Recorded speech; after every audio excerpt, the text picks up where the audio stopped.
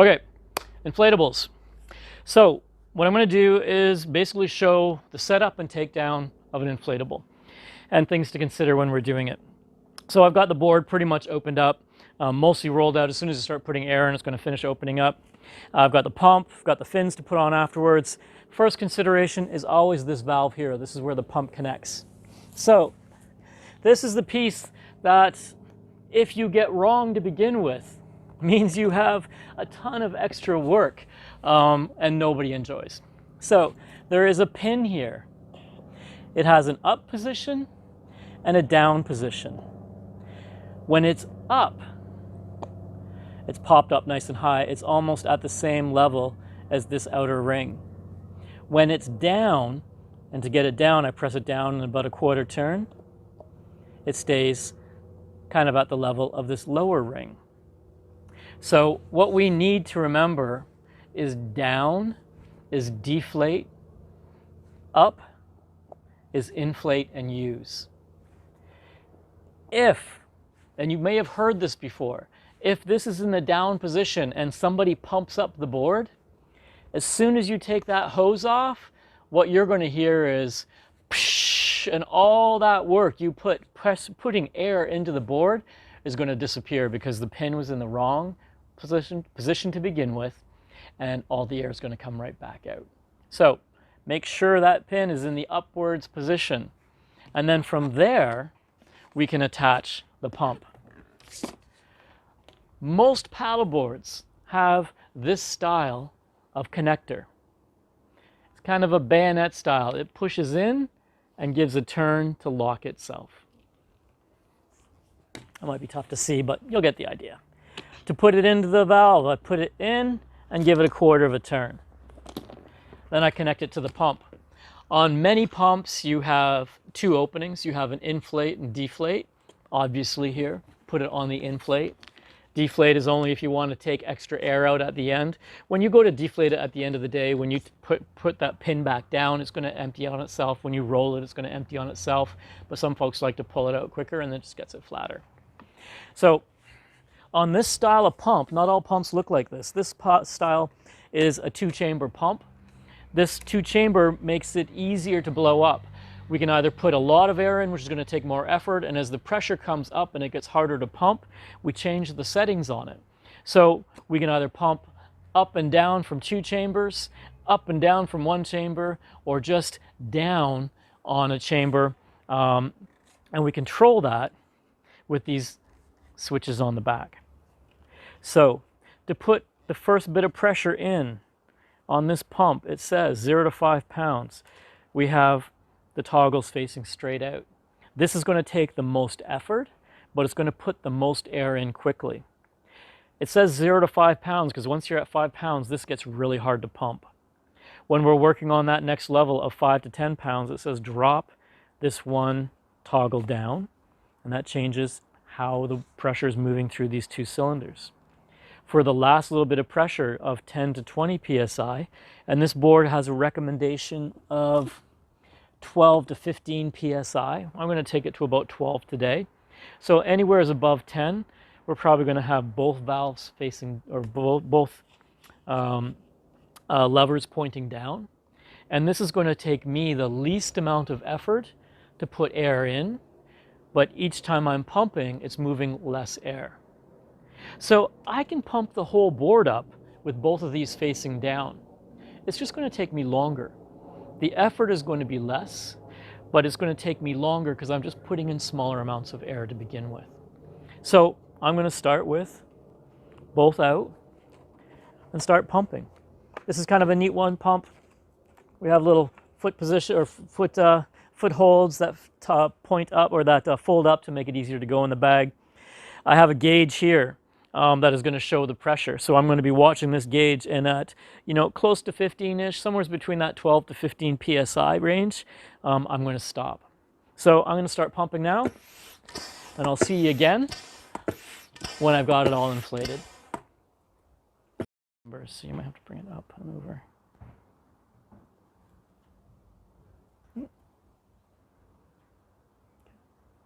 All right, so here I brought it to about 12 psi. You could have saw that in the picture. If we were going out on wavy or choppy water, I would take it to the recommended. You know, the range was 12 to 15. I would take it all the way to the 15.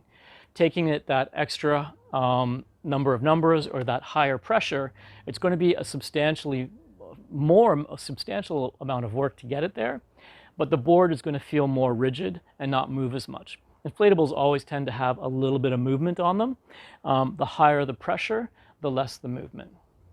So to finish getting this board ready, I need to take the pump off, and this is the moment of truth. If I had that pin in the wrong spot, it would be going psh afterwards. So let's hope that I did end up with it in the right spot. Yep, that's the sound that we want to hear. Set the pump aside, put the cover back on. This is just a push and a twist. Putting this cover on, sometimes folks get a little confused with the purpose of this cover. They think that when they don't know how to operate the valve correctly, if it's down and the air is coming out, sometimes folks end up thinking that I have to get this on really quick and this is what holds the air in. That's not the case. This valve is what holds the air in. The intent of this is to keep the water out only. So this goes on to keep water from pooling, because if something happens to that valve, we don't want water inside the board. So this keeps water out and ready to go. Next thing I'm going to do is put the fins on this board. This particular design, some boards are like this, some aren't. Inflatables have different fin setups. This one has 3 on it. Some boards have 2 on it. Sometimes they have 3, sometimes they have 1. Sometimes they're fixed, so they stay on the board, and when you roll it, they add a little bit of extra bulk to it. I like having the fins that all come off. How these particular fins work is there is a pivot point at the front that slides into, there's a groove at the top this slides into. We push the fin down, this little lever in the back comes up, and then we push that down, and that's locked in. So I do that 3 times. I'm going to lift the lever to start. Pin goes in to the front, slides forward, press the fin down, lock it in. Eye rockers are the same. Thurso boards are all like this right now. They might be changing it. But easy to put in and equally as easy to take out. So this board, aside from putting the leash on and getting my safety equipment ready, is ready to go. Now, at the end of the paddle, assuming we've just had this awesome epic paddle, we would bring it back, do the reverse. Flip this lever up, take the fin out.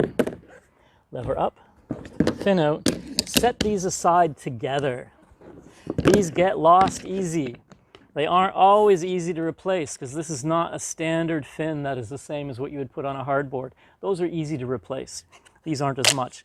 Keep them together. I would put them right in the bag or right in the pocket right away. Board's going to be wet. If we were in the salt water and if we had access to a hose on shore, hosing it down is appropriate. Clean it off, clean off the salt. Wipe it down as much as possible. With an inflatable, when we roll it back up and store it, we want it dry. Otherwise, it's going to stink. It's going to get moldy. It's going to start smelling like feet in the ocean on the deck pad, and we don't want that. So if you're coming out of the ocean, coming off the water, and you don't have time right then, roll it loosely, throw it in the bag, take it home, but make sure you open it up and dry it out. So when that board is going to be sitting for a number of days or weeks or months, make sure it was dry to start. Okay, deck pad facing up. To deflate this board, water cover comes off, exposing the pin. This part's going to be loud. Don't put your face right over top of it because the air is going to come out extremely fast and you don't need to blow your eyes back into your head. So gaze off to the side, thumb on the pin, and I'm going to press it down and give it a quarter turn. And I'm going to take it back up. So if I was done with this board, I would leave that down and let the air come out on its own.